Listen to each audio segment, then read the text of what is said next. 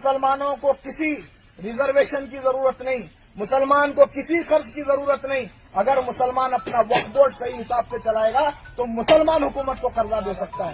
27,000 एकड़ जमीन गुलबर्गा के अंदर 27,000 एकड़ जमीन वक्फ बोर्ड की मिल्कियत है, जिसमें 17,000 एकड़ हमारे ही लोग कब्जा करके बैठे हैं, हमारे ही लोग कब्जा करके बैठे हैं। मैंने जब से चार्ज हासिल किया है 1100 एकड़ जमीन जो 40 सालों से कब्जे में थी, वक्फ बोर्ड को वापस लेके आज वक्फ बोर्ड के कब्जे में लेने का काम किया। दुआ कीजिए, ऐसी ऐसी जमीनें हैं जो हमारे हाथ में वापस आएंगी तो हम अपने बच्चों का मुस्तकबिल बनाते हैं। हमारी बच्चियों को जाकर वो माइनॉरिटी ऑफिस के सामने खड़े होने की जरूरत नहीं है। बिल्कुल हमारा वक्फ बोर्ड का ऑफिस जहां पर है, बिल्कुल उसके सामने माइनॉरिटी का ऑफिस है, जहां पर। नमस्ते फ्रेंड्स, स्वागत है आपको फिर से मेरे यूट्यूब चैनल पे। केंद्र सरकार वक्फ कानून में बहुत सारे बदलाव करने जा रही है और इसको लेकर के जो है अब संसद में बिल भी पेश किया जा रहा है। लेकिन वक्फ कानून में जो बदलाव किए जाएंगे इसको लेकर के जो है वो विपक्षी नेता, मुस्लिम धर्मगुरु और मुस्लिम नेता जो है वो काफी ज्यादा नाखुश है। तो हम आपको इस वीडियो के माध्यम से बताएंगे कि वक्फ क्या होती है, वक्फ बोर्ड क्या होती है।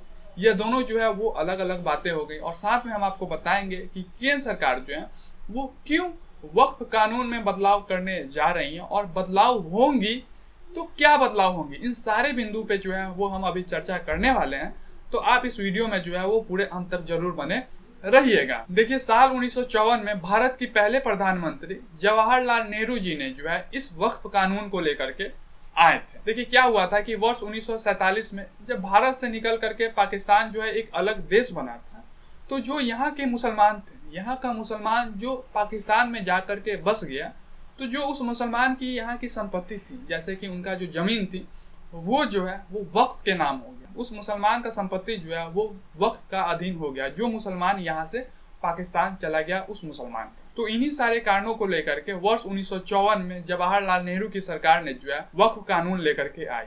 अब हम जान लेते हैं कि वक्फ आखिर होता क्या है, वक्फ का मतलब क्या होता है। तो देखिए, वक्फ का मतलब होता है अल्लाह के नाम पर दान के काम में दी गई संपत्ति।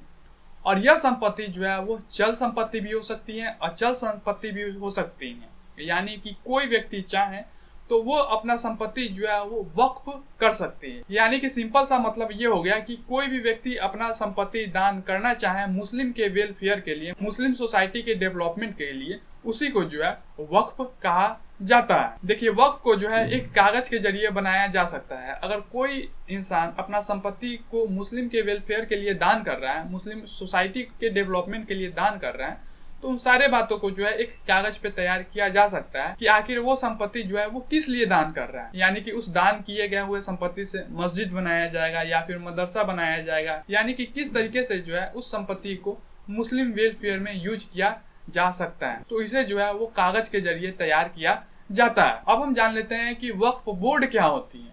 तो देखिए, वक्फ बोर्ड जो है वो वक्फ की संपत्ति को मैनेज करती है। वक्फ बोर्ड एक संस्था माना जाता है और इसकी अगुवाई जो है एक अध्यक्ष करता है। इस बोर्ड की अगुवाई जो है अन्य सदस्य के द्वारा भी किया जाता है, जैसे कि मुस्लिम विधायक, सांसद, राज्य सरकार के कुछ सदस्य, राज्य बार काउंसिल के मुस्लिम सदस्य, इन सारे सदस्य को जो है वो शामिल किया जाता है और इसके बाद जो है इस बोर्ड को संचालित किया जाता है। अब हम जान लेते हैं कि वक्फ बोर्ड की क्या क्या शक्ति है ना। वक्फ बोर्ड की पावर के बारे में अब हम जान लेते हैं।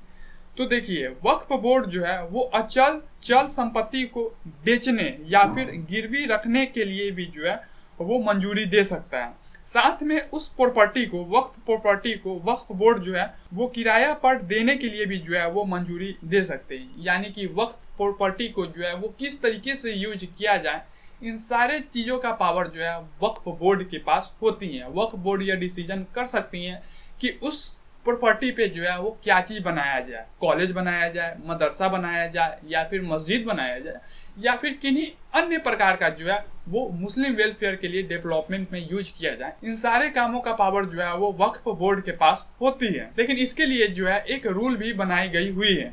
देखिए, रूल ये है कि इस तरह के लेन देन के लिए बोर्ड को कम से कम 2/3 सदस्यों की जो है वो मंजूरी लेनी होती है, तभी जाकर के वक्फ की संपत्ति को जो है वो किसी भी मुस्लिम वेलफेयर के यूज के लिए जो है वो लाया जा सकता है। इसके लिए जो है बोर्ड को 2/3 सदस्यों की मंजूरी लेनी होती है। अब हम बात कर लेते हैं कि भारत में कितने वक्फ बोर्ड हैं।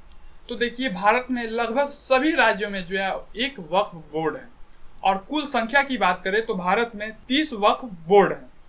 देश में 8,72,292 वक्फ संपत्ति हैं, जो कि 8 लाख एकड़ से ज्यादा जमीन पर जो है वो फैली हुई है। अब हम बात कर लेते हैं कि सरकार वक्फ कानून में क्या क्या बदलाव करने जा रही है। तो देखिए, अभी तक जो है वक्फ बोर्ड में किसी महिला को शामिल नहीं किया गया, यानी वक्फ बोर्ड में जो है अभी तक एक भी महिला सदस्य नहीं है। केंद्र सरकार का कहना है कि मुस्लिम महिला का जब तलाक हो जाता है तो उसके पास जो है वो कोई अधिकार नहीं बचता है, तो इसके लिए जो है मुस्लिम महिला को वक्फ बोर्ड में शामिल किया जाए, ताकि वो अपना अधिकार का आवाज जो है वक्फ बोर्ड में उठा सकें। और साथ में केंद्र सरकार का ये कहना है कि हर वक्फ बोर्ड में, यानी कि हर राज्य के वक्फ बोर्ड में कम से कम 2 महिला सदस्य को जो है वो शामिल किया जाएगा। देखिए, अभी तक वक्फ बोर्ड की संपत्ति को जो है वो सुप्रीम कोर्ट या फिर हाई कोर्ट में चुनौती नहीं दिया जा सकता। अगर कोई संपत्ति वक्फ घोषित हो चुकी है तो इसके लिए कोई व्यक्ति जो है वो सुप्रीम कोर्ट या फिर हाई कोर्ट में चुनौती नहीं दे सकती है। तो इसको लेकर के भी जो है केंद्र सरकार कानून में बदलाव करने जा रही है। अब हाई कोर्ट, सुप्रीम कोर्ट के पास यह पावर दे दिया जाएगा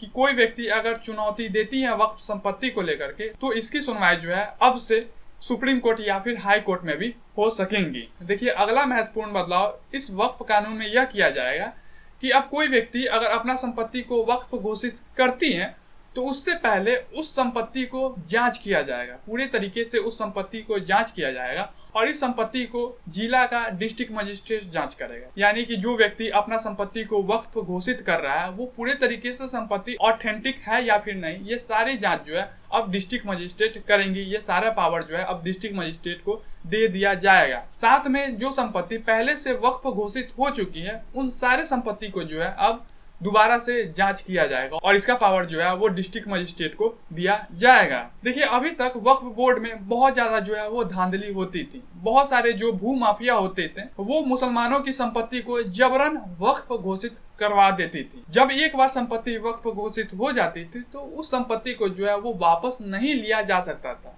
कहने का मतलब ये हो गया कि वक्फ बोर्ड में भी जो है वो बहुत सारे शक्तियां काम करती थी, यानी कि जबरन जो है वो किसी भी संपत्ति को वक्फ घोषित करवा दिया जाता था और उस संपत्ति को जो है हमेशा हमेशा के लिए वक्फ घोषित हो जाती थी। लेकिन अब ऐसा नहीं होगा। अब इसको जो है वो हाई कोर्ट या फिर सुप्रीम कोर्ट में भी जो है वो चुनौती दिया जा सकता है। अगर चुनौती में उस पार्टिकुलर आदमी के फेवर में फैसला आता है तो वो संपत्ति जो है उस व्यक्ति को वापस भी किया जा सकता है। लेकिन पहले ऐसा नहीं होता था। जो संपत्ति एक बार वक्फ घोषित हो जाता था वो हमेशा हमेशा के लिए जो है वक्फ बोर्ड के अधीन हो जाता था।